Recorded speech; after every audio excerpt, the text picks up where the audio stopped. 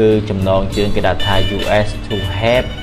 train forest rangers những bộ bài tha xã hạ rọt Americ nâng chuối bẩn đỏ bẩn đá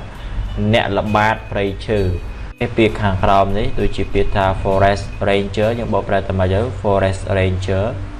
những bộ bài tha nẹ là bát prey initiate begin start inaugurate originate và launch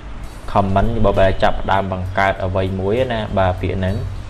bị implement practice và do carry out perform bộ bài ta an what bà standardize những anh mới standardize nè bà những bộ bài ta chỉ bỏ tập than chỉ con là ném standardize pilot session vẽ xả là bò ok bà ở pilot survey ở pilot study ở pilot projectទាំងអស់ហ្នឹងយើងបកប្រែថាការស្ទង់មតិការសិក្សាគម្រោងសាកល្បងអូខេ pilot ជា adjective ខ្ញុំដាក់នៅពីមុខនាមឬក៏ noun ទាំង3ហ្នឹងគឺ survey ហើយនឹងពាក្យថា study ហើយពាក្យថា project representative អ្នកតំណាង train the trainer activity សកម្មភាពហ្វឹកហាត់អ្នកបណ្ដុះបណ្ដាលសហរដ្ឋអាមេរិកនឹងជួយបណ្ដុះបណ្ដាលអ្នកល្បាតព្រៃឈើអ្នកល្បាតព្រៃឈើទាំងឡាយដោយសារតែវាមាន S ណាបាទthì យើងទៅបកប្រែទៅខ្ញុំបកមក paragraph ឲ្យបងប្អូនទាំងអស់គ្នា The United States យើងអានថាម៉េច The United States បាទ The United States will cooperate បាទយើងអានថា cooperate ប៉ុន្តែដល់ពេលអានលឿនទៅគឺ cooperate បាទ with Cambodia Ministry of Environment អូខេ Environment in training forest rangers អូខេមកចប់មក sentence គេនេះ Environment Minister Sai Som Al and representative បាទ of the US discussed the plan in the last day of April អូខេយើងបកប្រែថាសហរដ្ឋអាមេរិកនឹងប្រតិបត្តិការជាមួយពាក្យណាប្រតិបត្តិការគឺ cooperate with បាទ somebody មានថាប្រតិបត្តិការជាមួយនរណាម្នាក់ណាជាមួយនឹងក្រសួងបរិស្ថានកម្ពុជាបាទ Cambodia Ministry of Environment គេទៅសេតម្រង់អញ្ចឹងយើងអាចទៅសេដាក់ថា Ministry of Environment in Cambodia ក៏បានដែរបាទអត់ជាបញ្ហាអីទេអូខេនៅក្នុងបាទការបណ្ដុះបណ្ដាលអ្នកល្បាតព្រៃឈើអូខេ training នេះគឺបន្ថែម ing train គឺជាគេអាស័ព្ទជាបកប្រែថាបណ្ដុះបណ្ដាលដោយសារតែវានៅបន្ទាប់ពី preposition in អញ្ចឹងបានគេអាស័ព្ទហ្នឹងទៅបន្ថែម ing មក Environment Minister Sai Som Al យើងបកប្រែថាលោករដ្ឋមន្ត្រីបរិស្ថានលោក Sai Som Al ចំណុចនេះគេទៅសេដាក់ positive noun បាទនៅពីមុខឈ្មោះនិងអ្នកតំណាងទាំងឡាយបាទរបស់សហរដ្ឋអាមេរិកបានពិភាក្សាពីផែនការបកប្រែថាផែនការក៏បានបកប្រែថាគម្រោងក៏បានដែរនៅថ្ងៃចុងក្រោយក្នុងខែគេក្នុងខែមេសា in the last day of April ណាបាទអូខេបន្តទៀត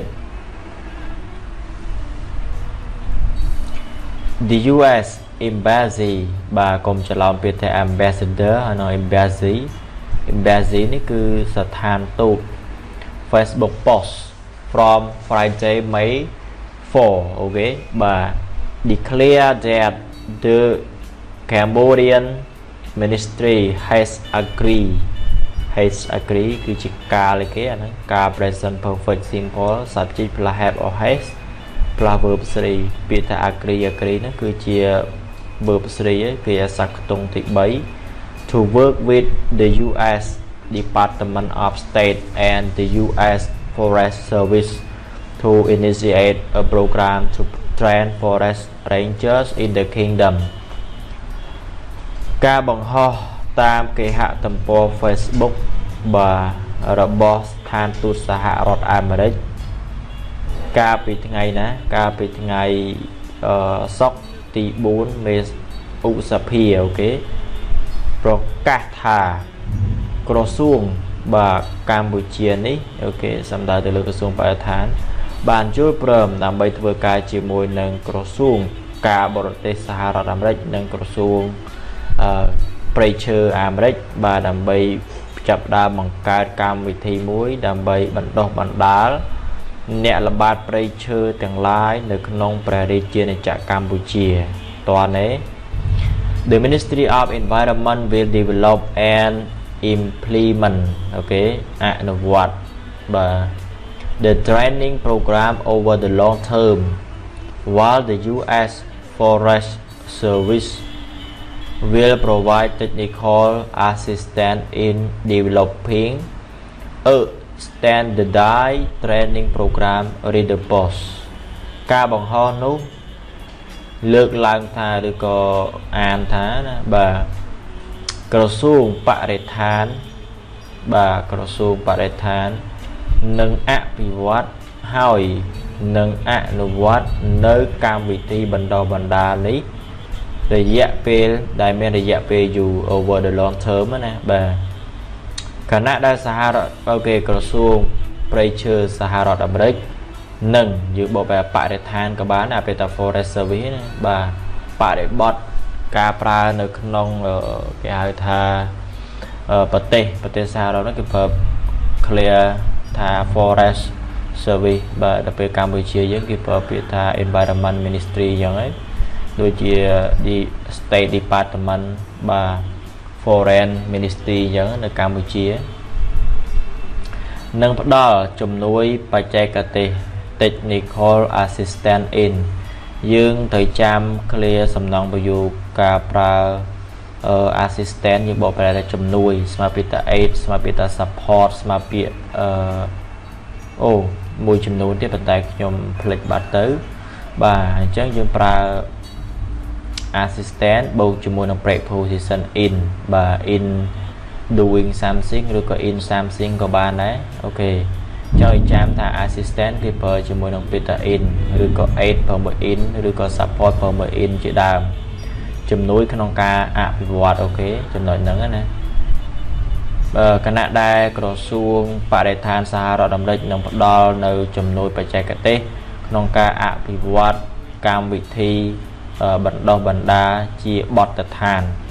standardized នេះបកថាបទដ្ឋាន The US assistant will include developing a training plan and providing training material providing the trainer activities and fund at least one pilot